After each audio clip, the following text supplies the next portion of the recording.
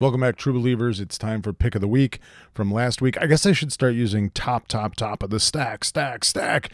Remember that? No, I don't know. Well, maybe we'll change the name to that. But anyway, it is my favorite book from last week.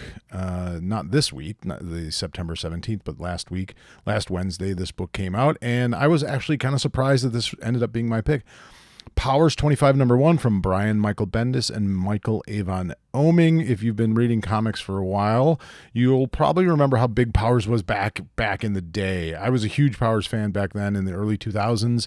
I kind of came up in the Bendis Board era. I don't know if you remember what the Bendis Board was or not. Younger listeners may not remember what it was, but essentially it was just a message board that Bendis ran, and a lot of his friends and creators like David Mack and Michael Avon Oeming and different guys would come to that forum and interact with fans, and you could really talk to creators one-on-one for the first time and got a lot of knowledge, and it was just a great place for comic fandom to really talk theories and talk about creating comics, and a lot of people came out of that.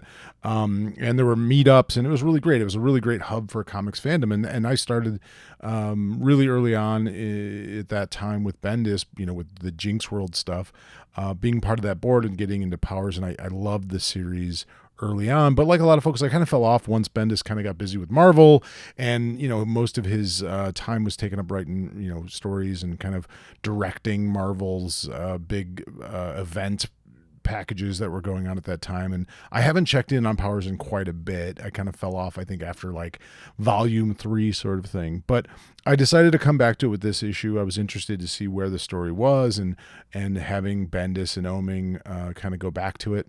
And it was like reconnecting with an old friend. It was really good. I think, this picks up basically after volume 7. So after Christian Walker and Dina Pilgrim era is essentially done, and you have the Detective Kutter, who was in the end of that era, end of that series, as a beat cop. She's now a detective, and she's running the Powers unit. It's a new chapter, but it feels very much like Powers. It starts off, with sort of like this big, I don't want to spoil anything, but it starts off with like a big, sort of very superhero kind of thing going on, and there's a murder mystery and all sorts of stuff going on, and intrigue and sort of interpersonal things. All the things that made Powers really interesting in the beginning was a different sort of unique look at the world of superheroes and what it would be like to be a cop, sort of investigating crimes that are powers related, which is basically the essential kind of theme of this book and of this series, and always has been. And this felt just like, picking up where I left off in it.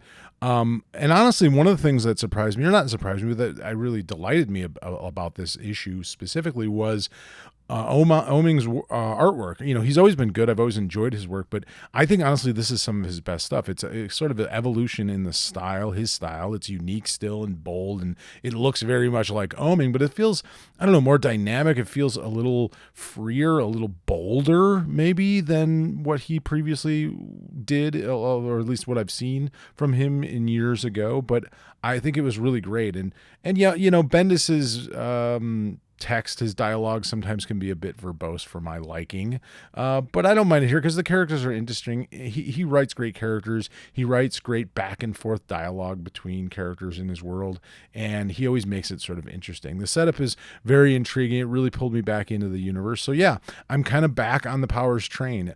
If you fell off somewhere along the way like I did, this might be a great time for you to jump back on board. Powers 25 #1. It feels like a return, but also kind of a step forward. So I think definitely worth your time to take a look at it if you were a Powers fan and haven't been reading it. I'm actually gonna maybe go back and read the stuff that I missed and check it out. So that's how much I enjoyed this book. So there you go. That is my top of the stack for this week. Powers 25 #1.